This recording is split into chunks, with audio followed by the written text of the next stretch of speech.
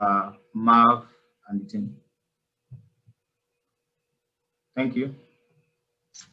Hi, Hi, Joshua. Thanks so much. I was struggling a bit with technology prior. You'd think by now we would know how to use Zoom and all these kind of things. But yeah, just really excited to be a part of the West African Regional Conference. So just good afternoon to everyone. My name is Maphefo Sipula. I am a research associate at Entrepreneurship to the Point, which is based in South Africa.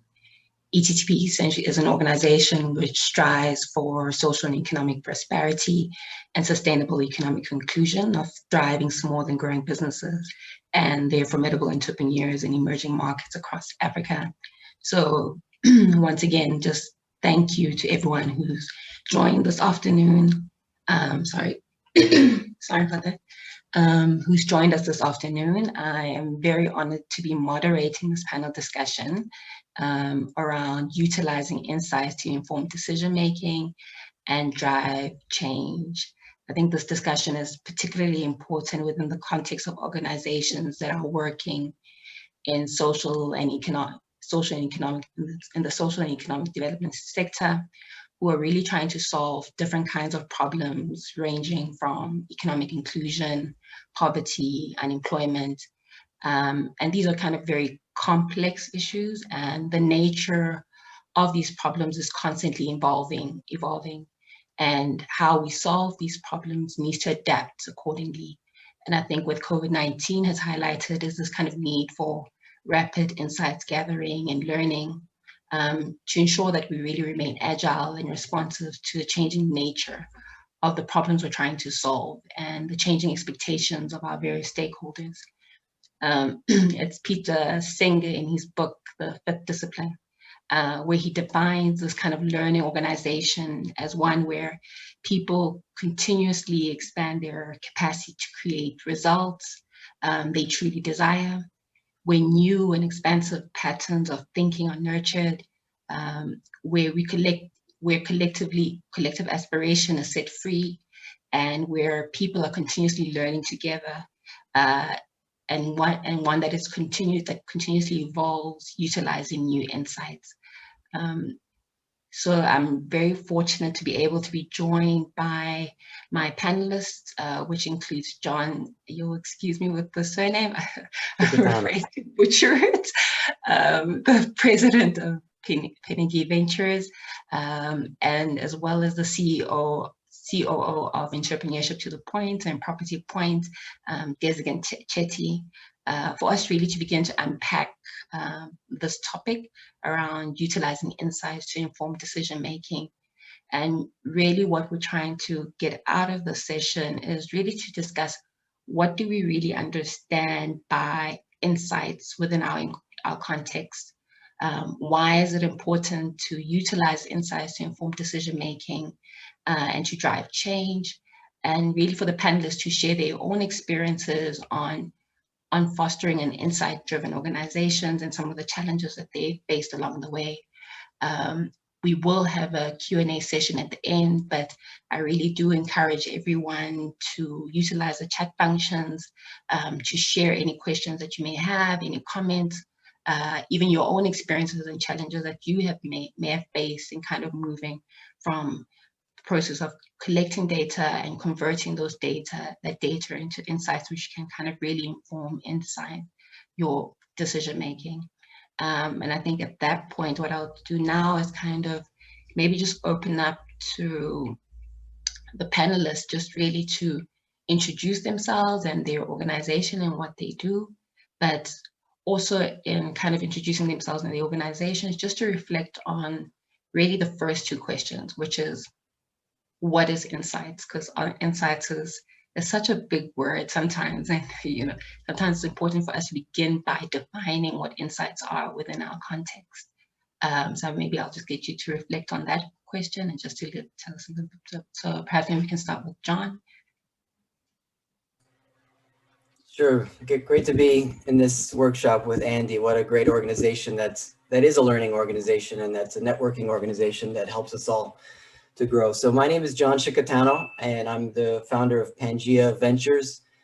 and also Pangea Africa, which is based in Ghana, founded with my partner, Ni Norte Loco.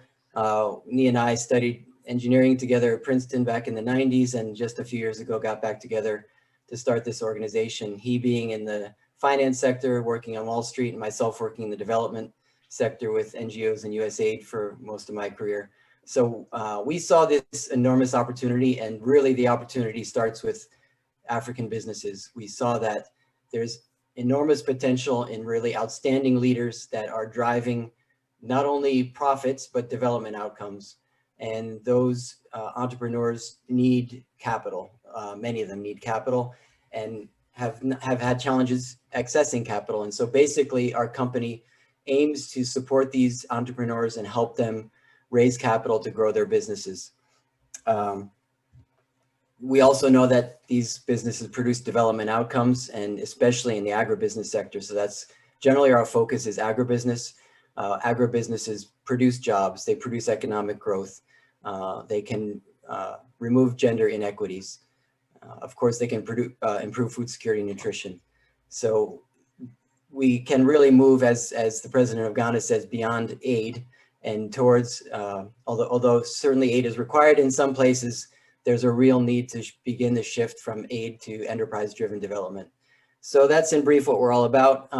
Just to quickly respond to your initial questions about insights. I like to think mostly about market insights with our companies and think about questions like, what is your market? Who are your customers and what do they want?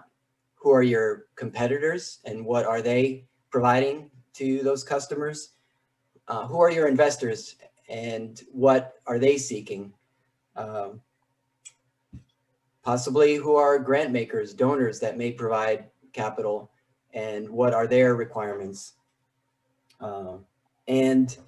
Also in the market unit economics, this is a challenge that I think many entrepreneurs face is what are the costs of goods and what are your margins? So those are a few examples of the kinds of questions that I like to think about with our entrepreneur partners. And I'd like to talk about a lot of the entrepreneur partners today that aren't here today, but I kind of can represent them to an extent and talk about their successes and challenges. Companies like Maphefo Trust, Ghana, a horticulture and vegetable export company that just recently closed their second round of investment of around 700,000 US. So let me stop there. That's a bit about us and insights. Thanks. Desigan. Okay, good afternoon, everyone. Thank you so much, Maphefo, or MAPS as we know her by. So I'm Desigan Chetty. I'm the Chief Operations Officer at Entrepreneurship to the Point. It's my first time at the West Africa Conference, so really excited about it. Some of our team have been in some of the prior conferences, and we've always heard such great things about the people in West Africa, and having experienced a little bit about Nigeria and the people and the culture prior to lockdown last year. Definitely a vibrant society and an entrepreneurial society, and really excited to be here today to share a little bit around what we do at Entrepreneurship to the Point. So we are South African based, but operate throughout the continent. And Entrepreneurship to the Point initially started off as a content and a networking platform around everything entrepreneurship. We were actually founded through an organization called Property Point. So Property Point is one of the leading accelerators in the South African environment, having won various accolades and awards for the work that we do and the impact that we generate. We saw the opportunity under Entrepreneurship to the Point to take those learnings out to other countries and to offer, various services in the form of impact measurement and management, research, also program design. We really do a lot to ensure that programs are designed and are bespoke to the funders and the stakeholders that are involved in the process, including the businesses, to be able to produce the level of impact.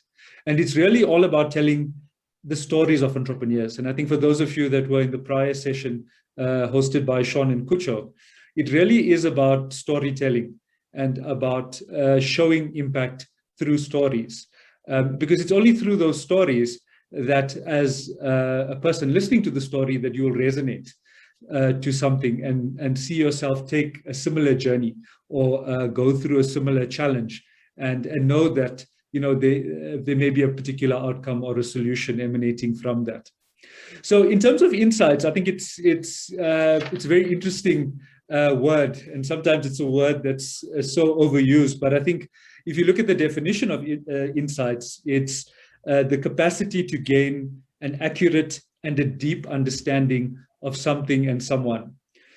And I think certainly the context that Maphefo gave around the COVID environment that many of us have been experiencing, it really requires us to look at things differently.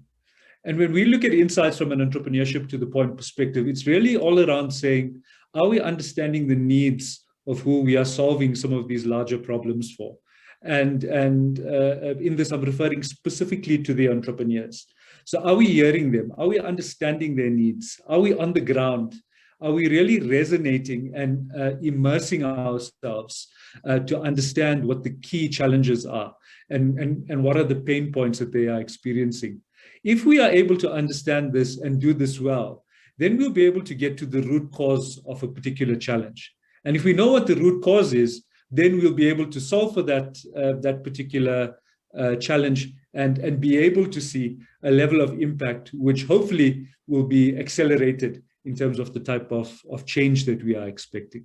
So insights for us are an important part of how we do business, listening to all the stakeholders that John had mentioned as well, our funders, our stakeholders, our partners, and more importantly, the small businesses that we are solving for. They are at the center of whatever we do.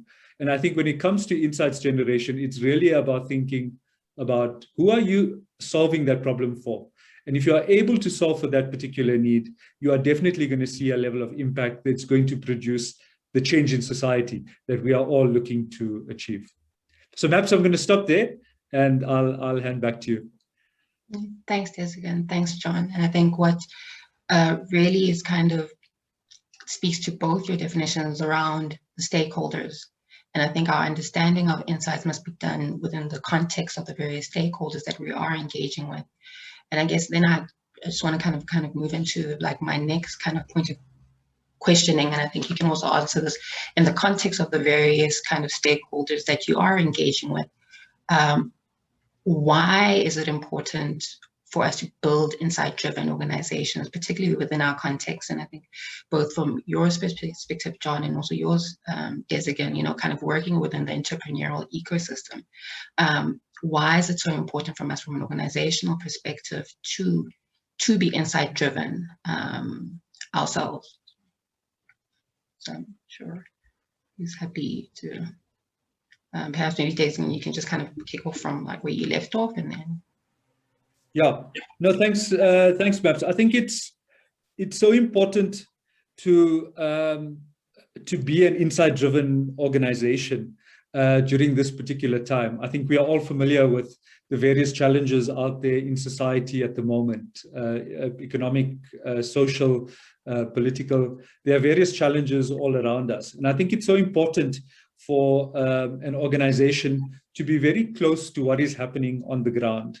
I think if you are able to do that and to have a framework in place around insights, it really helps to, for an organization, especially organizations like ours in the development space, to remain relevant and to solve for challenges in society that are impeding growth or development. And I think it becomes so important when one goes down this path, because it's important to ensure that you are constantly engaging, you are on the ground with your stakeholders, you are understanding what their particular needs and nuances are. Because I think, you know, with the changes that have happened over the past year and a half, I think, you know, we certainly couldn't have anticipated that. And the level of aid that suddenly flooded into the market. And it became challenging for, if you are in a particular line of development, how now to respond to some of these very specific needs that were out there. So it becomes so important to constantly evaluate the environment around you, to get a good sense and understanding of your stakeholders and their needs. And it's really to be able to make sure that you are adding value and that you are remaining relevant and part of the conversation. I think as the development sector, with the recent occurrences, it's really illuminated many of these challenges that we've been speaking about, through the SDGs, through issues of climate, through issues of gender imbalances. All of these challenges have now started to illuminate. And the mindset now, I guess, even from an investor perspective, is not only investing to see specific financial returns, but also to see specific developmental outcomes that are in line with some of these frameworks out there. So it becomes important to really keep your ear to the ground. Things are changing at such a rapid pace nowadays, but I think the development sector almost provides the fundamentals and the baseline of how thriving economies can start to really take their potential to the next level. Yeah, I'd like to build on that and dive into an example. And I'll talk about first the company Relief, RELEAF in Nigeria. Excellent company that's really on a trajectory of sharp growth and a partner of Pangea Ventures. So Relief started with the insight that there's an enormous opportunity in the agriculture sector because of the amount of food imports into Africa and the potential for growing food and other agricultural products. So they started with that large insight, which of course I'm sure we all agree with and is pretty easy to see, and began diving deeper into those insights. So agro-processing is where they saw an enormous opportunity as well, especially in Nigeria, to add value to food products. And from there, they looked at different value chains and honed in on the oil palm value chain, which again, you look at global markets for oil palm, they're very robust and growing. And Nigeria used to be a huge producer. I think over 50% of the world's oil palm production used to be in Nigeria. This is about 40 or 50 years ago, and now is around 2%. So they saw an opportunity there in Nigeria. And from there, they looked at what particular part of the oil palm sector was interesting, and they looked at palm kernel oil. And so they saw an opportunity and an insight in that by and large, palm kernel oil was not yet being fully exploited. There's a lot of labor involved in the cracking of palm kernel, and it was largely being done manually, often using child labor. And so they saw an opportunity to build capacity and use technology and innovation to crack oil palm kernel. And so that's the basis of their business. We can even dive deeper into the insights that go into the cracking of palm kernel and the markets for palm kernel oil, and even the use of residue like the shell itself after the kernel is cracked. But those are the kinds of insights that I think are valuable and important for any entrepreneur to start with some observation that's fairly clear and then dig deeper into what are the particular market insights. And of course, as I said earlier, what is the price of palm kernel oil and what margins can be made if we look at the total costs of goods from collecting the kernels to producing the oil, the machinery that's required to crack the kernel. And so just that's one example, I think, of the importance of insights is basically how can we serve a need and how can we also make money by serving this need. Thanks, John. I think that's really great example, especially kind of from the kind of entrepreneur's perspective in terms of insights, because I think oftentimes when we do think about insights, we think about them, as a practitioner, kind of from a practitioner's perspective, but I think it's also important in terms of even ourselves, how do we kind of craft insights that kind of also support entrepreneurs to be able to inform their own insights and drive solutions. And I guess that's a really great example in terms of how also entrepreneurs themselves are able to craft insights and drive decisions and drive solutions as well. And I guess maybe from your perspective, Desigan, perhaps maybe similar to John, if you can perhaps maybe also share a bit of an experience around the utilization of insights from a ETCP and property point perspective. Yeah, thanks so much, Maps, and really great example, John. I think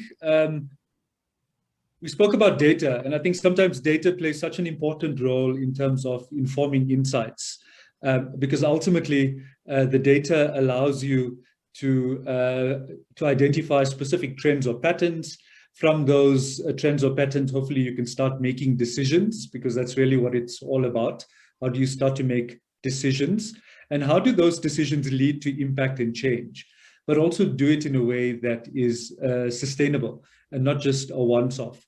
So I'd maybe like to provide an example around some work that we do in South Africa in the local economic development space.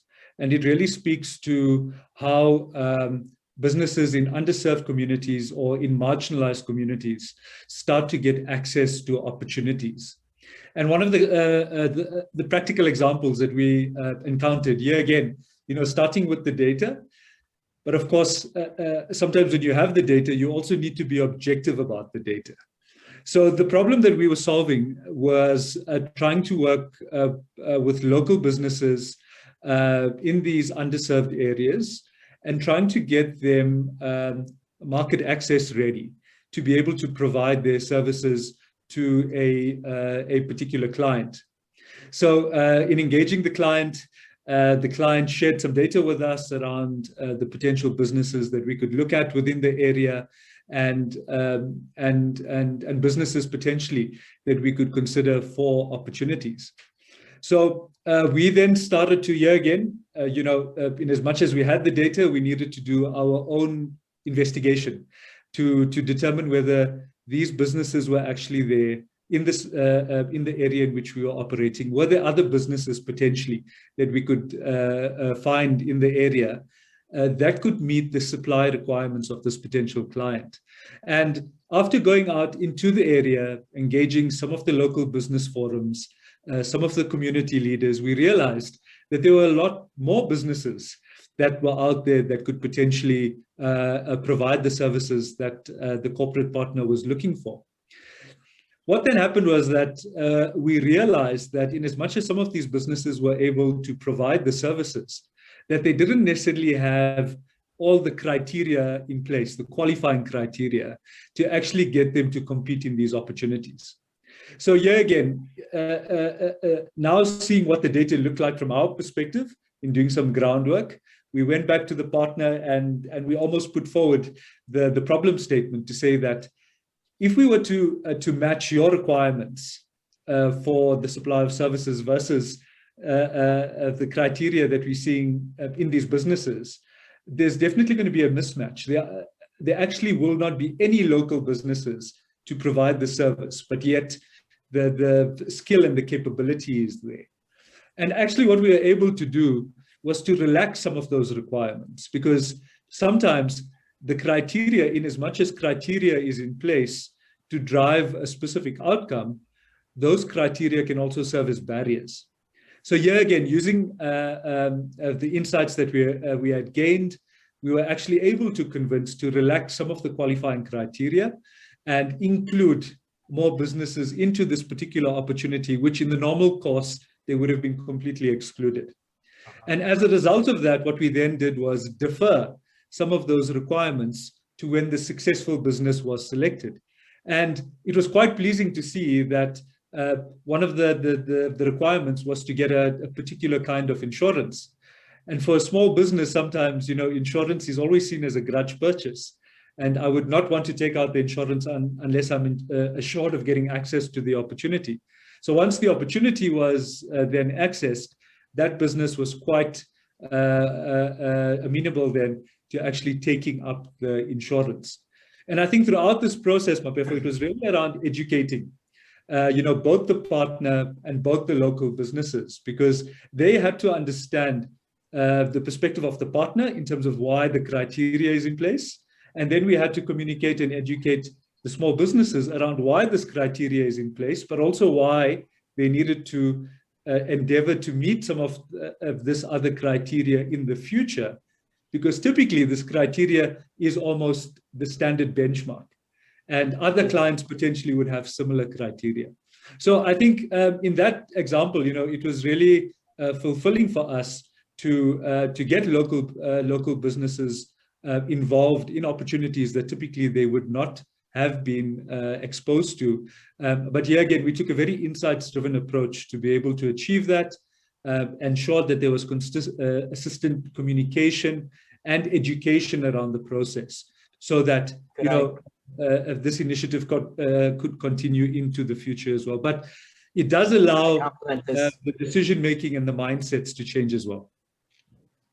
Sorry, John. No, I just wanted to complement this with another example, I think, from West Africa. And let me this time refer to another partner of Pangea, which is, I mentioned earlier, Maphefo Trust. And one of the, again, diving a little more deeply into the insight, one of the insights related to yield of the sweet potato crop. So sweet potato is a very promising crop. A lot of research has been done on the potential for sweet potato exports, as well as the benefits of nutrition for local consumption.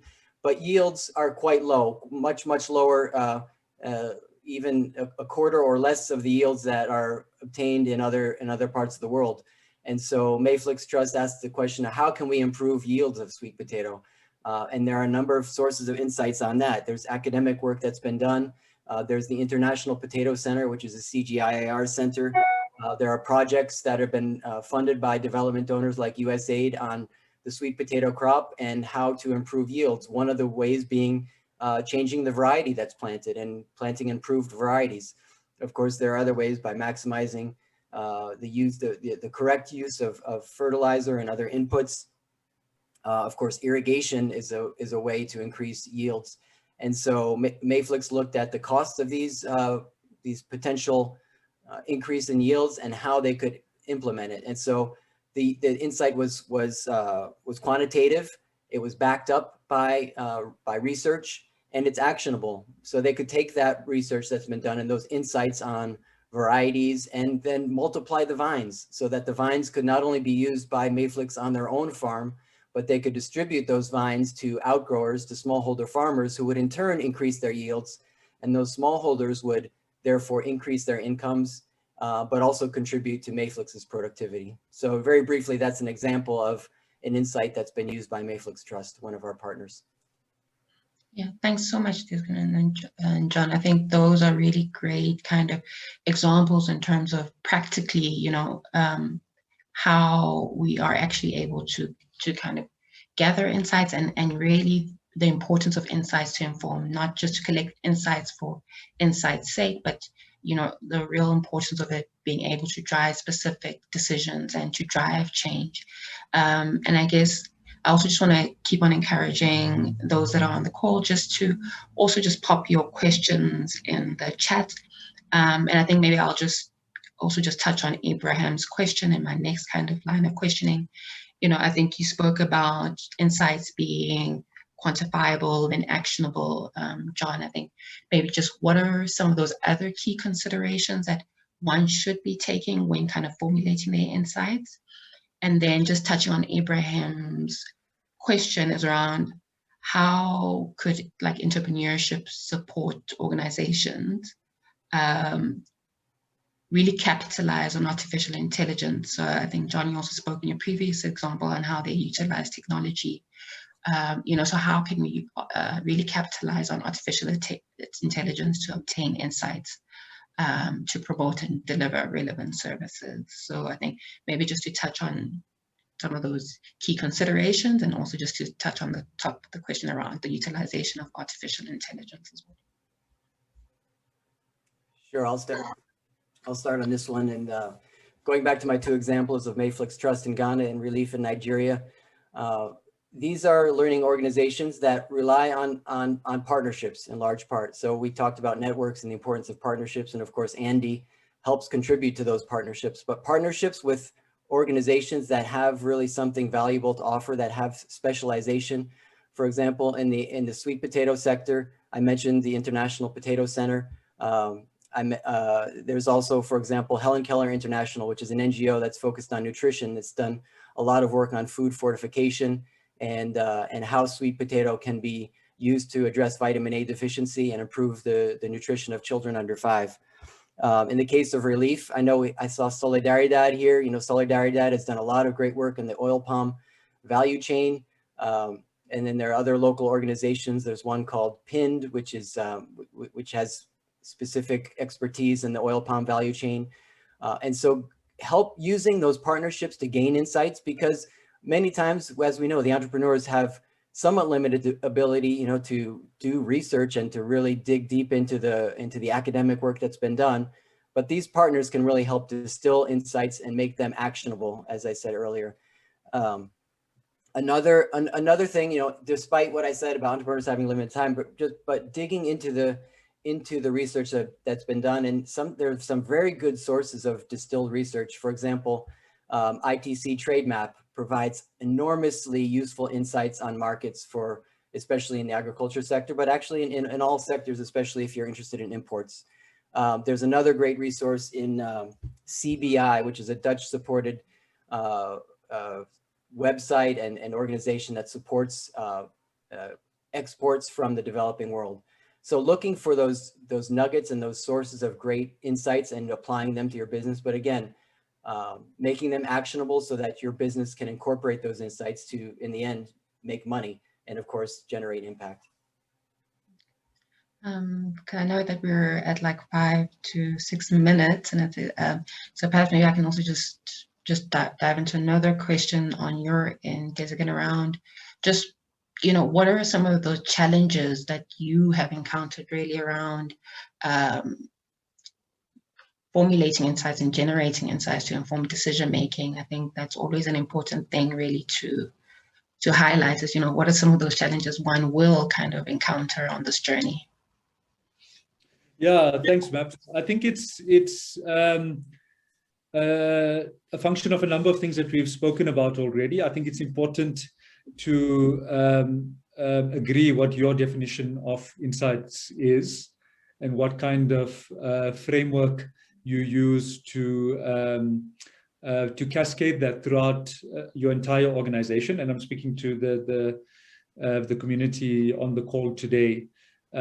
It's really to make sure that insights start to become a bit of a culture within the business, and it should actually expand across all aspects of the organization. So in our organization, you know, it's driven all the way from the CEO to everyone within the organization. There's always a deliberate intent to always ask around specific insights, or have we seen something that has caused a particular change in the work that we're doing, however small it may be. So it becomes so important to make sure that it becomes part of the culture, it becomes part of the narrative, and it's kept top of mind, because it's only those insights that are really going to drive the kind of change and impact that we are after.